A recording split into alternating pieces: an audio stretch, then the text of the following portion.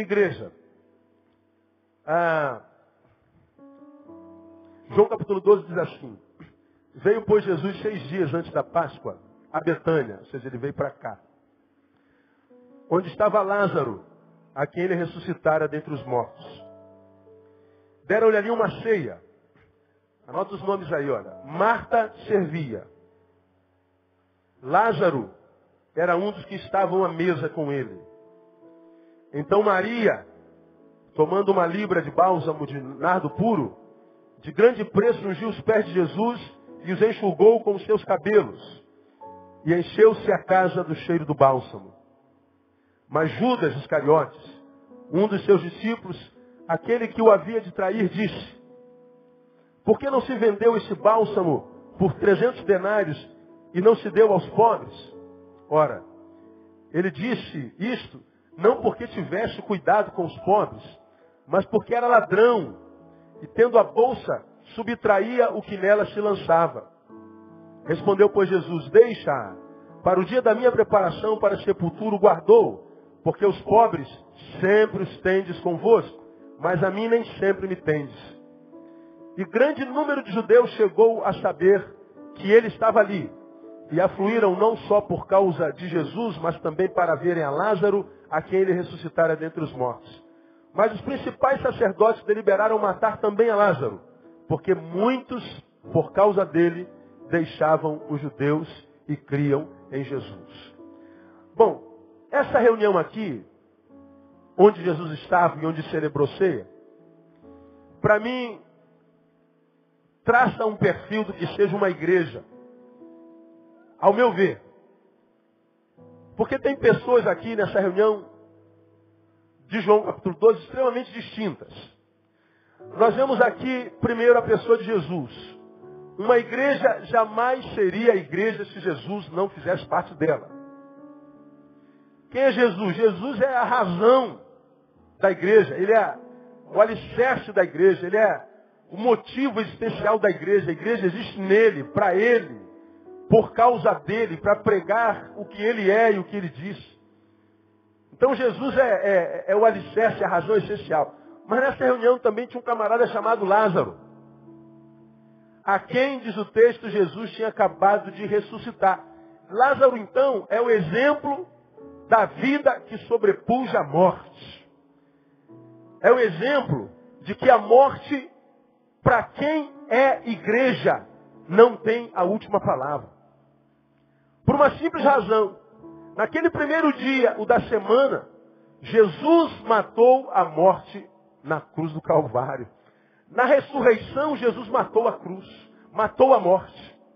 Então Lázaro, ele estava nessa reunião exatamente para que nós nos esquecêssemos, não nos esquecêssemos, que quando nós aceitamos Jesus e nos tornamos igreja, a morte não tem a última palavra sobre nossa vida. Lázaro é o símbolo, é o exemplo da vida que vence a morte. Mas também lá estava Judas, o Iscariotes. Uma reunião onde se encontra Jesus, Lázaro, exemplo da vida que sobrepuja a morte, mas da qual reunião Judas não foi excluído. Ele estava lá. Simbolizando o quê? O pecador que deve ser amado, que a despeito de estar na igreja, não é igreja. Algumas vezes me perguntaram: pastor, Jesus não sabia que Judas iria traí-lo? Eu acredito que sim, com toda a minha alma. Mas por que então que ele o convidou? Porque Jesus nos queria ensinar o que é ser igreja. Igreja não é um lugar perfeito. Há na igreja gente que trai. Há na igreja gente dissimulada, hipócrita. Há na igreja gente que gosta mais do dinheiro do que do pobre. Há na igreja gente que chama Jesus de Senhor e Mestre e o beija, mas a fim de matá-lo. Então igreja nunca foi, na ideia de Deus, um lugar perfeito. Por uma simples razão. Eu faço parte dela, você faz parte dela. Então não dava para Jesus, aliás dava, mas não seria cabível Jesus começar uma igreja só com gente perfeita. Porque senão eu não me sentiria bem nela. Porque eu não sou. Porque senão você talvez nunca entraria nela. Porque você sabe que não é perfeito. Mas num lugar, ainda que igreja, onde Judas Iscariotes cabe, eu também cabe, irmão. Louvado seja Deus pela vida de Judas Iscariotes. Dá para entender isso, meu ou não? Diga assim para o irmão que está do seu lado, fique à vontade, irmão, a igreja é sua. Diga para ele aí. Louvado seja Deus por isso. Glória a Deus. Jesus, Lázaro, Judas. Mas lá estava também Marta. Diz o texto que Marta servia. Marta era formiguinha. Marta gostava de trabalhar. O prazer de Marta era ver alguém sorrindo. O prazer de Marta era matar a fome de alguém. O prazer de Marta era fazer alguém feliz. É o exemplo dos que servem. Então veja, na mesma igreja, onde tem Judas Iscariotes, o que trai, tem Marta, a que serve. Na mesma igreja, onde está alguém que subtrai o que é dos outros, tem alguém que pega o que é seu e dá aos outros. Tem Marta. Na mesma igreja, e nessa reunião, em Betânia, tinha também uma outra pessoa, uma quinta pessoa, Maria, que pega o nardo, uma quantidade significativa de valor desmedido, para você ter uma ideia. Especialistas dizem que o nardo que Marta, ou Maria, melhor, lançou aos pés de Jesus para ungí-lo, equivaleria em valor ao salário de um trabalhador durante quase um ano. Equivaleria ao salário de 300 dias. Um ano tem 365. Então imaginemos que uma mulher, uma pessoa, economizou durante um ano. Mas na presença de Jesus, ao vê-lo, pega as economias de um ano e, aspas, joga fora aos pés de Jesus. Por que ela faz isso? Porque Maria é o símbolo dos que amam a Deus de forma apaixonada. Se recusam a dar a Ele qualquer coisa. Querem sempre dar o melhor. Isso é igreja. Agora, quando é que a gente lida com essa igreja de forma equivocada? Imaginemos Jesus, Lázaro, Marta, Maria e Judas Iscariotes. Imaginemos que os 5 estivessem aqui, diante de vocês.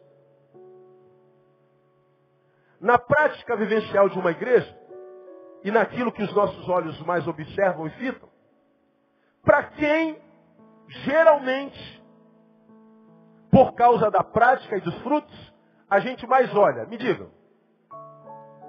Jesus, Marta, Maria, Lázaro e Judas.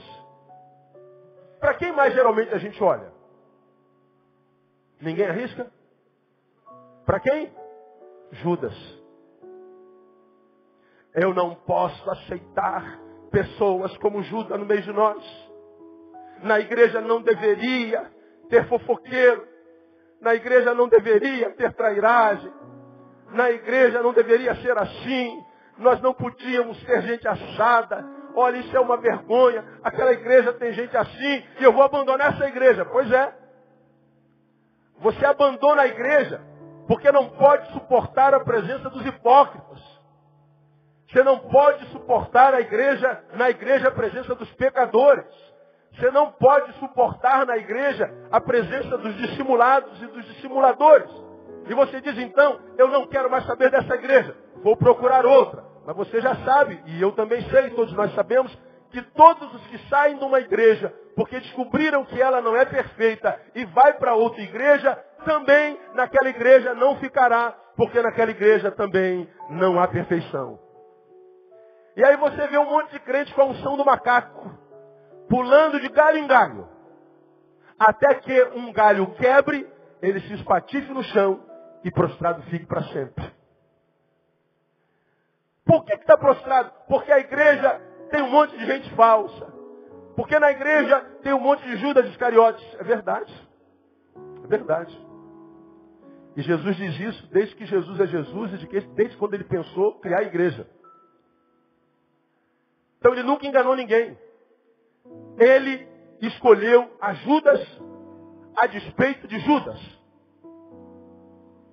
Ele não retirou o cesto de pão da ceia da mão de Judas quando ele foi servir. Não, ele serviu a Judas. Ele chamou a Judas de amigo. Aqui viestes. Ele não excluiu Judas. Judas permaneceu com ele até o fim. Judas só saiu da igreja porque quis. Escolheu, ao invés do arrependimento, o remorso que o levou ao suicídio. Agora nós não vemos Jesus dizendo: Judas, você está excluído, porque você é fofoqueiro. Você está excluído, porque você está com uma roupa que não condiz com a nossa doutrina. Você está excluído, porque você não fala como nós. Você está excluído, porque você é pior do que nós. Não. Jesus tratou a Judas como tratou a Pedro. Como tratou a todos os outros apóstolos. Mas isso não deveria ser assim, pastor. Jesus se equivocou, não. O equívoco está no seu diagnóstico. Que escolheu, por causa do Judas na igreja, está fora da igreja. Porque o que você faz estando fora da igreja por causa do Judas, não é melhorar, pelo contrário. Estar fora da igreja por causa do Judas é estar longe de Jesus, de Lázaro, de Maria e de Marta. Deixar a igreja por causa dos imperfeitos, por causa dos hipócritas, por causa dos falsos, é abrir mão de gente a quem Deus restaurou a vida de uma forma tão poderosa, que pelo simples fato de estarmos perto dele, já nos sentimos mais vivos. São os Lázaros. Quando eu abro mão da igreja por causa de Judas, eu abro mão de gente como Lázaro, que já não precisa falar absolutamente mais nada. Como a pastora Vânia acabou de falar lá nos seus ditos, são pessoas que nem sempre aparecem nas histórias dos homens, porque falam pouco com os homens, mas falam muito com Deus. Eu vou dizer uma coisa para você, irmão. Estar perto de gente que fala com Deus faz bem para a alma, faz bem para a emoção e faz bem para a saúde do corpo. Nós temos tão pouca gente no dia de hoje que fala muito com Deus, que porque elas são raras, mais, e em maioria, as pessoas mais nos machucam do que nos fazem bem. As pessoas mais nos envenenam do que nos curam. Mais nos matam existencialmente do que nos devolvem vida. Agora, se há um lugar onde a gente encontra gente que fala com Deus, de gente a quem Deus restaurou a vida, a razão de viver, de gente que como casal que deu testemunho, que quando perdeu um filho, Deus me livre e guarde, quando eu ouço uma coisa dessa, eu tremo na base. Você também é pai e mãe, sabe o que é isso? Não adianta a gente dizer para esse casal: eu imagino o que vocês passaram. Não imagina mesmo, irmão. Você não sabe o que é perder um filho, a não ser que você perca um filho. Nós não temos como imaginar. Agora, pelo simples fato de tentar imaginar, já dói no nosso coração a perda de um filho. Quando ele estava dando testemunho, eu estava ouvindo gente fungando atrás de mim. Enxugando os olhos. E eu enxugando os meus. Pelo fato de imaginar que eu possa perder Tamara, que eu possa perder Thaís. Um casal que quando perdeu o filho, perdeu a alegria de viver. Perdeu a alegria de continuar sonhando. Na perda do filho, teve o seu futuro confiscado. Viver para quê? Qual o sentido da vida? Pois é, até que o mesmo Jesus de Lázaro entra na história. Talvez não ressuscite o filho, porque o filho está vivo com Jesus. Mas ressuscita os pais que morreram, junto com o filho, e os coloca de pé e diz: o meu Redentor vive. Pode aplaudir ao Senhor. Dá som aqui. Aleluia. Aí você vai embora da igreja por causa de Judas. Abre mão de um casal como esse aqui. Vocês estavam dando testemunho. Tinha alguém atrás de mim que falou assim: olha, você precisa conhecer esse casal. Eles são muito simpáticos. Eles são muito abençoados. Eu não sei de onde veio a voz, mas atrás de mim veio essa voz. Eles são uma bênção. Pois é. É gente que estava morta e ressuscitou. Aí por causa de Judas, eu abro mão de gente como esses que estão aqui. Por causa de Judas, eu abro mão de me relacionar com gente viva.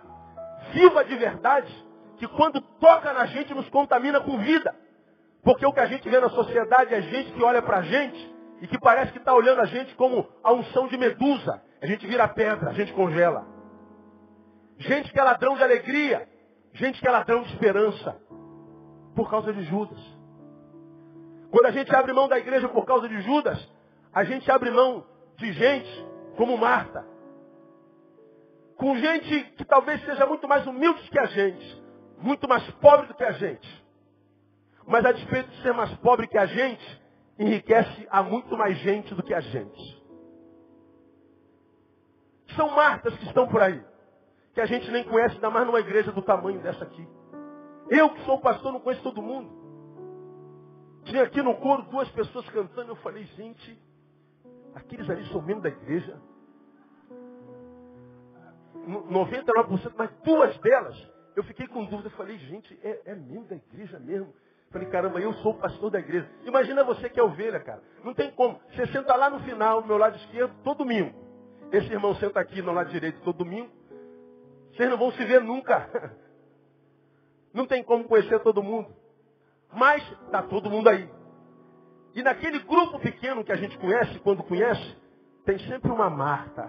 Tem sempre alguém que serve. Aquela pessoa que diz assim, ó, deixa comigo. Aquela pessoa que se dispõe a acordar mais cedo e dormir mais tarde. Aquela pessoa que não tem de onde tirar, mas sempre tira de algum lugar por um milagre para abençoar alguém. Aquela pessoa que muitas vezes está ferida. Aquela pessoa que, quem sabe, é uma esposa que apanha do marido. Ou um marido que é humilhado pela esposa. Ou quem sabe é aquele filho que não tem pai nem mãe. Ou que foi abandonado por eles. Mas a despeito da história que tem, porque foi restaurado como casal e como Lázaro, sempre se recusa a se entregar à circunstância e diz, a vida só encontra sentido no serviço. E eles têm sempre uma palavra de graça. Tem sempre uma palavra de bênção. Tem sempre uma palavra de esperança. É aquela pessoa que eu e você conhecemos na comunidade, que está sempre bem, a despeito de estar mal. É aquela pessoa com quem a gente está, e toda vez que está, quando deixa de estar, não é mais a mesma pessoa, porque ela se abençoou. Você conhece alguém assim, amém ou não? Todos nós conhecemos. Pois é, quando você abre mão de Judas, o ladrão, o hipócrita, você está abrindo mão de Marta. De gente que, a despeito de não ter muito, enriquece a tantos quantos com ela se relacionam. A despeito dos Judas, que estão no nosso meio sempre reclamando do que Deus não fez. Sempre reclamando do que Deus deveria ter feito. Sempre lembrando a Deus o quanto Ele está atrasado. Sempre lembrando aos irmãos o quanto eles não são perfeitos porque não me abençoaram. Pois é, esses estão aí no nosso meio. Gente a quem Deus tem dado talento, dom, dinheiro. Gente a quem Deus tem dado recurso.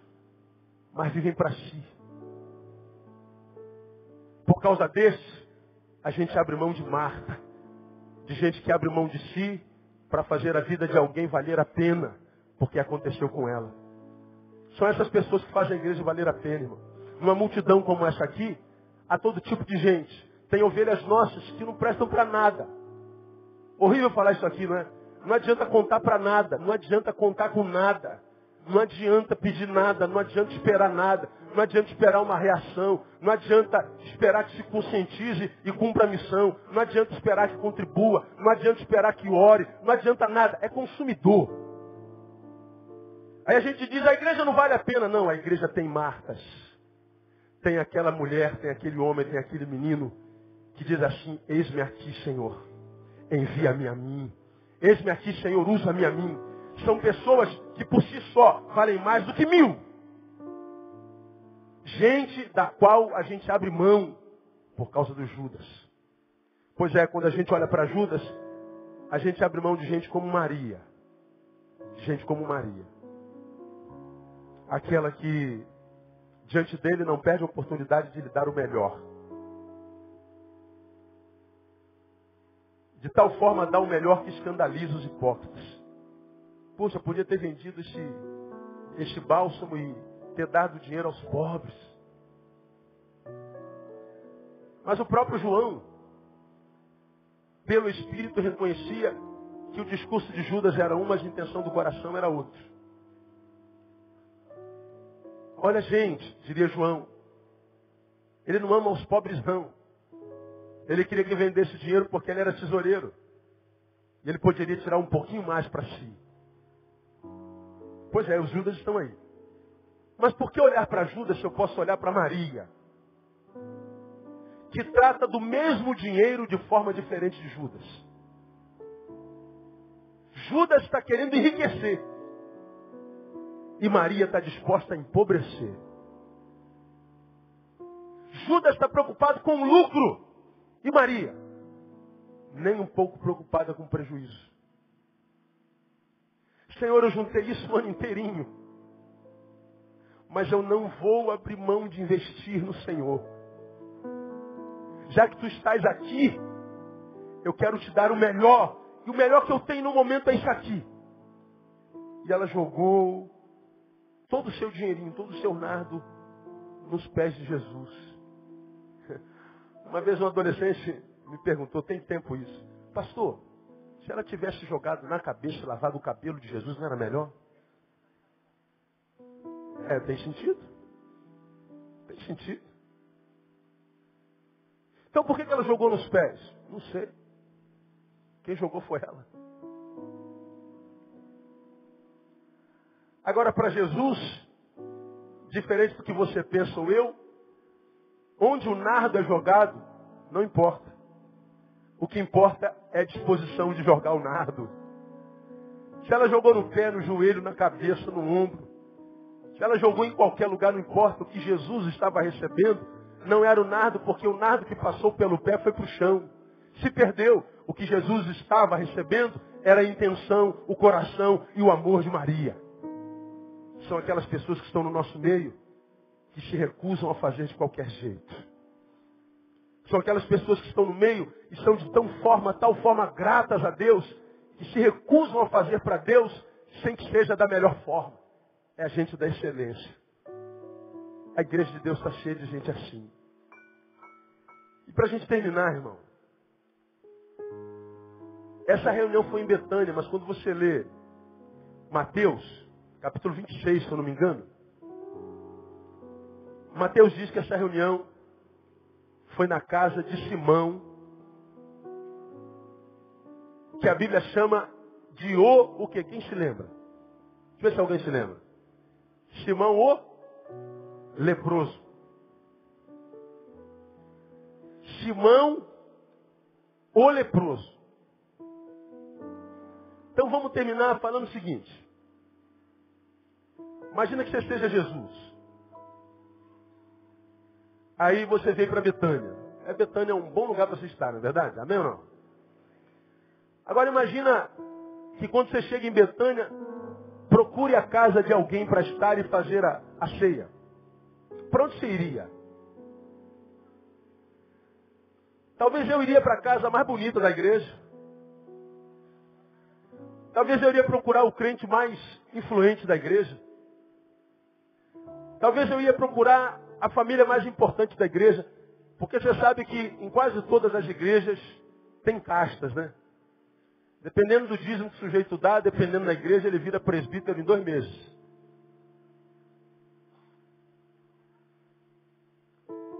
Mas Jesus é diferente dos crentes.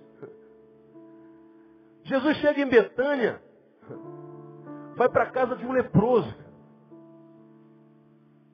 Jesus chega em Betânia e vai para a casa de um doente, de um marginal. Você sabe o que é um marginal? É quem vive aonde? À margem. E o leproso era o marginal. Ele não podia entrar na cidade. Ele não tinha vida social. Ele não podia se relacionar, se comunicar. Ele não podia interagir, cambiar, trocar, ser. Mas Jesus vai exatamente para a casa do leproso. E quem é Simão na igreja? É o símbolo dos que são curados. É o símbolo que revela para mim e para você que Deus não esquece dos doentes. Seja lá onde esteja a doença, ou no corpo, ou na alma, ou no espírito. Simão é a prova cabal e personificada que Jesus não dispensa quem quer que seja por menor que seja, ou por menos que seja, o indivíduo. Jesus não faz acepção de pessoas. Muito menos faz opção por aqueles que os homens escolhem e optam. Jesus tem gosto diferente do nosso.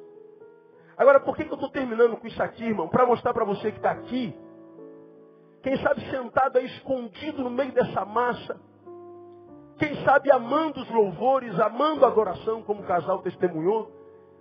Quem sabe você ama a igreja de Cristo e o Cristo da igreja muito mais. Mas porque, quem sabe, está vivendo uma vida que não condiz com o Evangelho. Imagina que não tem direito a fazer parte da igreja mais. Você que está aqui e acha que porque está vivendo o que está vivendo, só Deus sabe o que você está vivendo, ninguém mais sabe. Você acha que Jesus não se importa mais contigo e que ele riscou o teu nome do livro dos escolhidos. Para você que de repente está aqui, achando que como a igreja dele, ele se esqueceu de você, ou ele não se importa mais com você. Deixa eu falar para você, e eu louvo a Deus por isso. Jesus, no tempo de hoje, tem sido muito diferente daqueles que chamam sua igreja. Porque a igreja pode esquecer, os amigos podem esquecer, os irmãos podem esquecer, mas receba essa palavra aí. Jesus não esquece de você jamais. Diga, irmão, que está do seu lado, Jesus ainda é apaixonado por você. Diga para ele aí. Disse para alguém isso, amém ou não? Diga para quem está do outro lado, ó, Jesus é apaixonado por você. Já disse para o outro lado, amém ou não? Então olha para trás e fala assim, ó, Jesus é apaixonado por você também. Ninguém viu ninguém agora, não é verdade? É. Já disse, então diga a quem está na frente, cutuca na frente, ó, Jesus é apaixonado por você, cara. Mas pastor, eu sou um pecador, Judas também. Pastor, eu estou doente na minha alma, na minha prática existencial, Simão também. E Jesus foi para a casa dele. Deixa eu falar, Jesus quer ir para casa contigo hoje, irmão. Para que ele cure você, para que você volte para a casa dele, que é a igreja. Agora volte com os olhos diferentes. Para de ficar olhando para os Judas. Os Judas estão aí e vão estar no nosso meio até o dia de Cristo Jesus. Jesus me ensinou e te ensinou que joio e trigo crescem juntos. E nós não podemos fazer nada. Só ele os separará no dia do juízo. Então o problema da igreja não é o joio. É aquele que se acha trigo e não aprendeu a conviver com o joio sem ser influenciado por ele. Joio nunca foi problema para a igreja. Hipocrisia nunca foi problema da igreja. Pecado nunca foi problema para Jesus. Há muita gente em pecado na igreja. Alguns que nós sabemos, a maioria que nós nem imaginamos. Mas a igreja continua crescendo, abençoando, salvando, restaurando. Porque o que emperra a igreja não é a presença do pecado, é a ausência da graça. Pior do que alguém que adulterou, pior do que alguém que excomungou, que denigriu, é aquele que não fez nada disso, mas que também não perdoou. Esse é o pior de todos. Aí quando a gente olha para a igreja de Deus, a gente vê os santarrões das indumentárias, dos ternos, das gravatas, dos coques, das pernas cabeludas, dos retetés, do sapatinho de fogo, da aparência cultica, daqueles que têm uma santidade que impressiona todo mundo, e a gente diz que mulher do poder, que homem do poder, ou que não sei o quê, a gente fica impressionado. Tem tudo, menos capacidade de perdoar. Menos capacidade de estender a mão, de dar a segunda face, de dar outra face, de caminhar a segunda, terceira, quarta, 10ª milha. Uma igreja de aparências e de ajuntamentos, mas que não tem a graça e o caráter de Jesus na convivência. Então você que está aqui, meu irmão, eu acho que Jesus trouxe você hoje para dizer ao filho, eu não desisti de você não, você desistiu de mim, eu não desisti de você não. Jesus está dizendo, sabe aquele chamado que eu te fiz? Sabe aquele dom que eu lhe dei? Sabe aquele projeto que eu lhe confiei, que você não cumpriu? Pois é, o chamado continua de pé. Eu não desisti de você. Eu estou aqui para te relembrar que ele diz que o dom e a vocação de Deus são irrevogáveis. Ele te deu. Ninguém pode te tirar, nem o diabo. Eu quero te dizer que Deus não precisa de você, mas Ele conta com você. O que Deus está fazendo com alguns de nós aqui nessa noite, amando. dizendo que o problema da igreja não é Judas, são os teus olhos. O problema da igreja não são os pecadores, são os santos que não conseguem lidar com os pecadores. O problema da igreja não são os fracos, são os fortes que não toleram. O problema da igreja não são os que dissimulam, não são aqueles que se julgam perfeitos o tempo inteiro. Portanto, o problema da igreja não são os pecadores, são os que se acham santos demais. Bom, aqui todos sabem, eu prefiro muito mais o pecador do que o supercrente. Não gosto de supercrente. Não gosto de crente que parece crente. Por causa da indumentária, mas não da linguagem. Não gosto da santidade que repele as pessoas, eu gosto da santidade que atrai. Tenho ensinado aos irmãos que ser santo é ser gente. Quanto mais santo, mais humano. Quanto mais santo, mais normal. Quanto mais santo, mais gente boa. Quanto mais santo, mais sangue bom. Quanto mais santo, mais simpático, mais atraente. Quanto mais santo, menos repelente. Não é o que a gente vê na igreja evangélica no Brasil, por onde a gente passa. O que Jesus quer não é estipar da igreja os pecadores. É amadurecer aos santos. Para aprender a conviver com os pecadores. Para que os pecadores não saiam da igreja, pelo contrário, permaneçam na igreja. Até que deixem o pecado no nome de Jesus. Isso é a igreja. Eu tenho pedido a Deus uma igreja assim, eu sonho com uma igreja assim. E eu louvo a Deus porque a gente tem tentado ser uma igreja assim. E eu quero dizer para você que está aqui nessa noite longe da igreja porque está olhando para o Judas. Quando você abre mão de Judas, você abre mão de Simão o leproso. Símbolo de que Deus pode curar qualquer doença. Quando você olha para Judas, você abre mão de Marta. O exemplo daquele que serve e é útil a qualquer custo. Por causa de Judas, você abre mão de Maria. Daqueles que servem a Jesus com paixão, com coração, com sinceridade e verdade. Você abre mão de Lázaro, que é a personificação da verdade que diz que nem é da morte a última palavra sobre nossa vida, porque a proposta de Jesus é vida e vida com abundância desde sempre. Quando você olha para Judas, você abre mão de Jesus, que é o alicerce para qualquer existência, que é o único que pode dar sabor à vida, de modo a fazer a gente viver uma vida que vale a pena ser vivida. E ele está aqui nessa noite como pai do filho pródigo, dizendo a você que é pródigo e está longe. Filho, meus braços estão abertos. Volta para casa. Mas é difícil. Ouça a canção. Diga ao monte, sai, porque eu vou passar. Qual é o monte que está te impedindo de chegar a Jesus? Diga a ele hoje, sai monte, porque eu vou passar. Em nome de Jesus. Amém, amados? Que Deus abençoe a sua palavra e que nos ajude a aplicar o nosso coração. Vamos ficar em pé um pouquinho.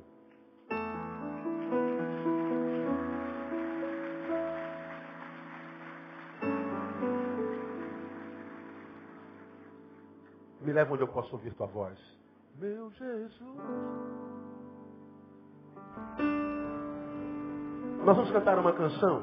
Sai antes agora, não atrapalhe ninguém agora, não, amado. Eu sei que você é mais ocupado que todos nós aqui, e você acorda mais cedo que todos nós aqui, e que você mora mais longe do que todos nós aqui. Eu sei disso. Mas não atrapalha o Espírito Santo ministrar na vida de alguém hoje, não, com a tua pressa. Dá mais 5 minutos para Jesus. Sei que Deus trouxe filhos amados aqui que estão longe. E essa mensagem cantada, essa reflexão que eu fiz, nada mais é do que Jesus dizendo, estou com saudade de vocês. Continuo amando vocês, não desisti de vocês. Então eu queria dar oportunidade a você, amado, para quem foi ou foram essas palavras, para que você voltasse para casa. Dissesse para o monte que está entre você e Jesus, sai monte, porque eu vou passar, porque eu vou voltar. Preguei aqui alguns domingos atrás que nos afastarmos de Jesus é muito fácil. E é muito fácil. É muito fácil. É só virar as costas que a gente vai embora fácil. Para voltar para Jesus é difícil. Por que é difícil? É muito simples. Quando eu sirvo a Jesus, eu sirvo na ambiência da liberdade. Se pois o Filho vos libertar, diga, verdadeiramente sereis livres. Então eu estou me relacionando com o poderoso, com o eterno. Mas ele não me prende, ele me liberta. Porque eu sou livre, eu posso ir a hora que quiser. Agora quando eu volto para o mundo, quando eu venho para o mundo, eu estou me relacionando com aquele que jaz no maligno. E aqui eu não vivo liberdade. Eu vivo em pecado e aquele que comete pecado é o quê? Escravo do pecado. Então aqui eu estou preso. Para sair dessa cadeia é difícil. Para me libertar do mundo é difícil. Você quer muito, deseja muito, sabe que está errado, sabe que a vida que você vive não é vida em Deus, sabe que esse caminho vai te conduzir à morte, ao inferno, você sabe tudo isso. Você só não consegue, né? Voltar é difícil, porque você está preso. Mas deixar Jesus não é fácil, porque você está livre. Mas nessa noite, Jesus está dizendo, diga o que está te prendendo. Sai, monte. Monte de pecado, monte de dores, monte de tristeza, monte de amargura. Eu vou passar, eu quero voltar para casa. Faça uma força hoje. Deixa o Espírito Santo restaurar aquele que você é no coração do Pai. Deixa o Espírito Santo ministrar no teu coração. Sai daqui transformado. Sai daqui com selo de filho. Sai daqui com selo do Espírito novo. Volta para casa. Deixa Jesus voltar a usar você de novo. Vamos cantar essa canção. Se é contigo essa palavra, quando cantamos e oramos essa canção, sai do seu lugar e vem aqui. Eu quero orar com você, não por você, mas com você. É você e Deus. Acaba a minha participação aqui agora no nome de Jesus. Se foi contigo, saia e vem. Vamos louvar. Aleluia. Aleluia.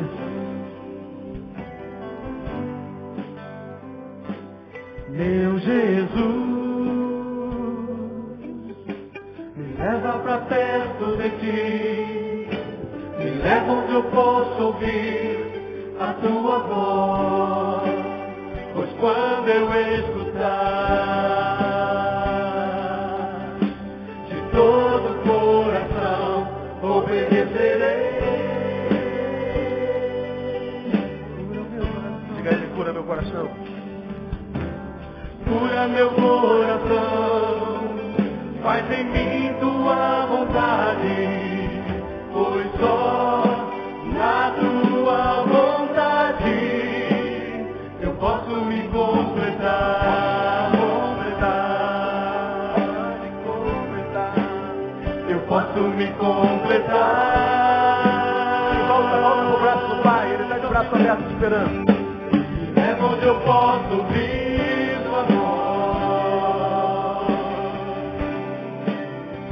É onde eu posso ouvir tua voz. Me leva onde eu posso ouvir tua voz. Aos teus pés. Ele te ama, ele te ama. Ele não desistiu de você. Me leva onde eu posso ouvir tua voz. Diga ao monte, sai que eu vou passar. Diga a ele, venha. Me leva onde eu posso